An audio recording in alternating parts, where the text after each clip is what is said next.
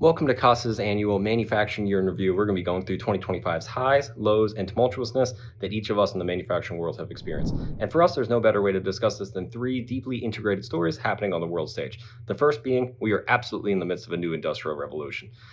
AI has gone from something 10 years ago many of us couldn't have defined into being deeply integrated into our personal and professional lives. 74% of the US adults between 18 and 29 use AI multiple times a week. 89% of small businesses use AI in some capacity.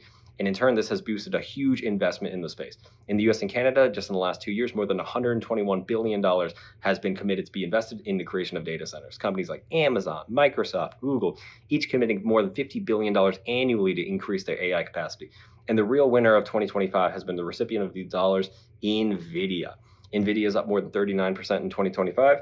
It's more than tripled its market cap over the last 3 years and grown to be the largest company in the world. And this has led to the stock market reaching all-time highs and the headline values for the U.S. economy being very good.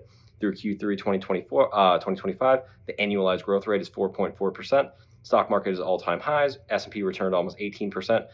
And those with large exposure to the stock market, as well as high wage earners, have really been able to ride this wave.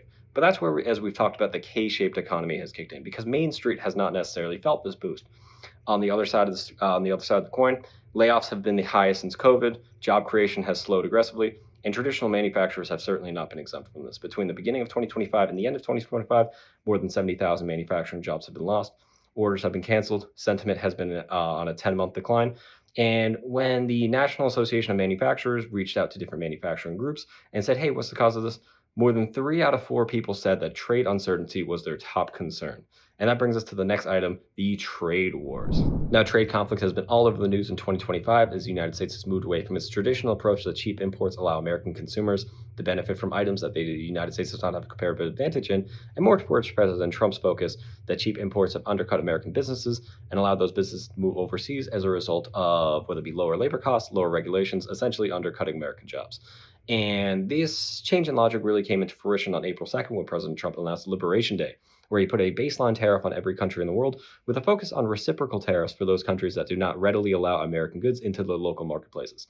So while this was only in effect for about a week as a result of sell-offs in the stock market and the treasury market, it has certainly set the tone for the United States to start with high tariffs and essentially work to extract concessions and find the deals most favorable to the United States.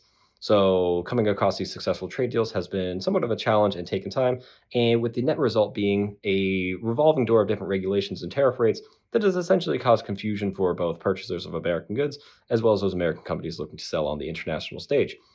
Now, the United States was able to make agreements with, major players such as India, the United Kingdom, the EU, Japan, and they will go back to the table later this year to negotiate with Mexico and Canada, their number one, number two trading partners, and manufacturers look forward to some sort of consistency with regard to these rates. On the other side, the country that we have not mentioned is China. Now, China has come at it a little bit more as an adversary and openly engaged with the United States in trade wars as opposed to coming to the table and negotiating with them. As a result, both countries have essentially laid their cards on the table.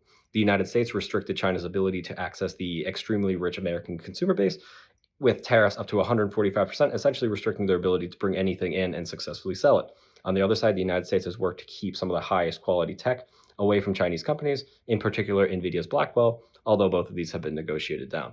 On the other side, China played its cards and heavily restricted the critical minerals market. And this raised widespread fear throughout both the tech sectors and the defense sectors that the items that they need to continuously manufacture the highest quality products in the good are excessively reliant on China's absolute dominance of this market. So while both of these items have been able to negotiate down, the United States and China remain in a less adversarial relationship. That brings us to the third story. The price of commodities has absolutely exploded in 2025. So while China has allowed U.S. manufacturers to essentially turn the tap back on in these rare earths and critical minerals, essentially the key building blocks of many of the items that we use day to day has continued to expand. Aluminum prices have increased 20% year over year. Rolled steel up by 32%. Copper is up more than 40%. So you can only imagine how painful it is for manufacturers to go back to their customers, say they need 40% more as a result of surcharge on copper, and still not make more of a profit. On the other side, electricity prices were up more than 70% year over year. And while the price of gasoline has helped somewhat hedge this by being down for its third consecutive year, these costs are still starting to build up on our manufacturers. So where does that leave us for 2026? Now, COSS is cautiously optimistic that 2026 will be an improved year for traditional manufacturing as a result of a couple different factors. The first part being many of these trade agreements are solidified, the frameworks are there, and therefore regulations will be changing less. Tariff rates will be changing less, and ultimately this will bring some stability back to our customers who have international supply chains and international customers. On the other side, 2026 tax reductions will likely kick in, which will boost the bottom line and, essentially improve the financial health of many of the manufacturers throughout the United States. On the other side, possible rate cuts coming, especially as President Trump will nominate a new chairman for the Federal Reserve, which will hopefully improve borrowing prices and make it a little bit easier to invest in your own facilities. Finally, American productivity is continuously increasing alongside AI. So COSS is optimistic that improved technology throughout 2026, as well as our continued embrace of AI, will only further help the bottom line for many of the clients we work with. We wish you all a prosperous 2026, and we look forward to working together.